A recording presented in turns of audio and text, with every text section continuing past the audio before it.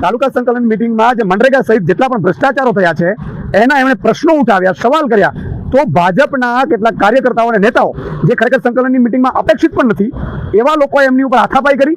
ચેતર વસાવા ભ્રષ્ટાચારની સામે અવાજ. તો નમસ્કાર મિત્રો, વિડીયોમાં તમારું સ્વાગત છે. અત્યારે સોશિયલ મીડિયાની અંદર ચૈતર વસાવાની બૂમો પડી રહી છે. ચૈતર વસાવાને પોલીસ પકડી ગઈ, તમે વિડીયોની અંદર જોઈ રહ્યા. અને ચૈતર વસાવા અનેક પ્રશ્નો આદિવાસીના ઉઠાવતા હોય છે, ત્યારે જ આવો વિવાદ થતો હોય છે. આવું જાણવા મળ્યું છે. વિડીયોના માધ્યમથી તમે જોઈ શકો છો. ઈસુદાનભાઈ ગઢવી પણ જે બોલ્યા એ તમે સાંભળી શક્યું કે ચૈતરભાઈ વસાવા જે પ્રશ્નો કરે છે અને જે ભ્રષ્ટાચારની વાતો કરે છે એના જ લીધે આ ચૈતરભાઈ વસાવાને પોલીસ પકડી જાય છે. વારંવાર આવું થતું હોય છે. અત્યારે ચૈતરભાઈ વસાવા કઈ જેલમાં છે એ પણ ખબર નથી, અને ચૈતરભાઈ વસાવા ઉપર એફઆઈઆર દાખલ કરી દીધી છે.